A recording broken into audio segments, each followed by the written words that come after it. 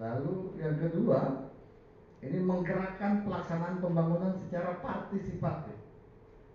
Ini juga LPM diharapkan bisa membantu kepala desa dalam menggerakkan masyarakat di dalam proses pelaksanaan pembangunannya. Lalu yang ketiga, ini memanfaatkan, memelihara dan mengembangkan pembangunan secara partisipatif. Ya, tidak hanya memanfaatkan, tapi juga harus memelihara dan juga mengembangkan pembangunan secara partisipatif, apalagi itu yang memang merupakan aset desa.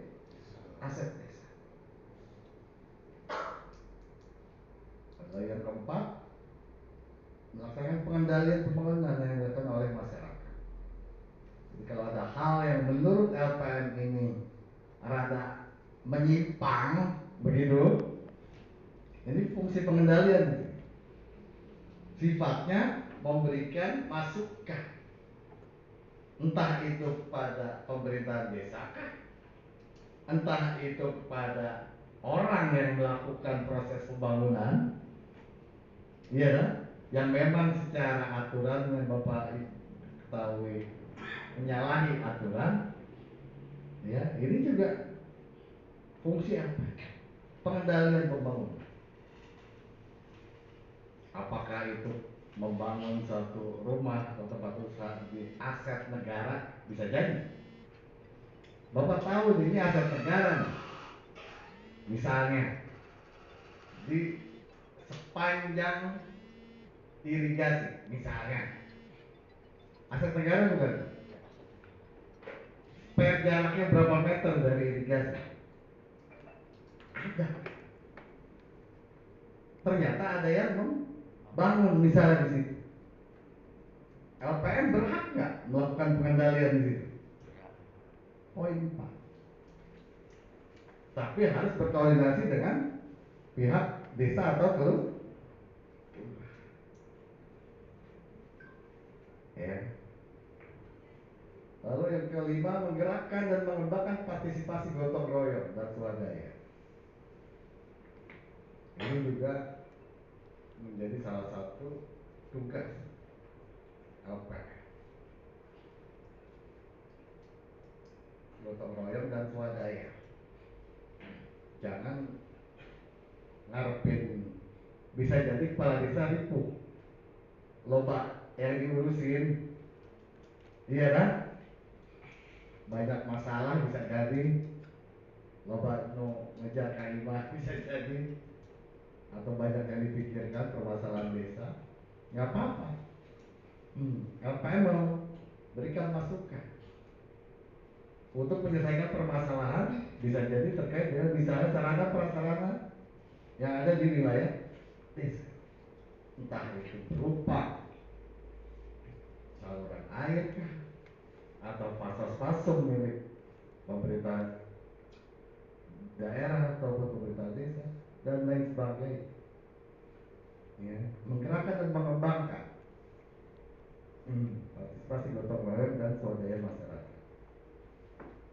Dan yang terakhir, menumbuh kembangkan kondisi dinamis masyarakat dalam rangka pemberdayaan. Ini pun harus memberikan masukan kepada kepala desa bagaimana dalam rangka memberdayakan masyarakat ini sesuai dengan setiap desa kan beda-beda, benar nggak? Ada yang masih lahan pertaniannya loba, Sukabumi pasti akan berbeda dengan kelurahan Balaraja. Iya kan? Dalam rangka menumbuh kembangkan kondisi dinamis masyarakat dalam rangka pemberdayaan masyarakat. Bisa jadi di sana, di Sukabumi, karena lahan pertanian masih loba, kelompok-kelompok tani yang lebih dioptimalisasi pemberdayaan masyarakat. Bisa jadi di kelurahan lebih pada peningkatan kapasitas kualitas SDM untuk bisa bekerja di pabrik dengan pelatihan-pelatihan kompetensi. Bisa jadi, benar nggak? Pastinya berbeda. Nah, disinilah peran, tugas LPM sebagai lembaga pemberdayaan masyarakat bisa melakukan kontribusi dengan memberikan masukan kepada kepala desa atau lurah. Ya, jadi kira-kira ini kawan-kawan semua garis besar daripada tugas LPM yang merupakan salah satu lembaga pemberdayaan masyarakat desa. Ya, ini mudah-mudahan nanti Pak Slamet akan menjelaskan lebih detail lagi, lebih genre lagi terkait dengan tugas pokok dan fungsi, agar supaya ini LPM ulah hanya dibentuk doang. Iya kan? Harus ada kontribusi yang positif yang memang sesuai aturan, merupakan tugas pokok dan fungsinya. Saya tanya, ada nggak LPM yang sudah mulai melakukan tugas pokok dan fungsinya sesuai dengan yang tadi saya bacakan? Jadi kegiatan ini sesuai dengan usulan musrembang terkait dengan kegiatan pemberdayaan, artinya supaya terjadi sinergi antara pemerintah desa dengan lembaga pemberdayaan. Makanya Bapak bisa buka di Permendagrinya nomor 18 dan juga di Pergub. Nah, tentang tugas pokok dan fungsi LPM itu berkaitan semua dengan desa, itu di sana. Nanti spesifikasinya biar nanti Pak Kasih yang akan lebih menjelaskan. Gitu. Jadi Bapak buka Pergubnya aja. Inilah dasar hukum kita dibentuknya LPM sebagai mitra pemerintah desa. Seperti itu. Karena Bapak bagaimanapun juga bertugas sesuai dengan dasar hukum, tidak serta merta.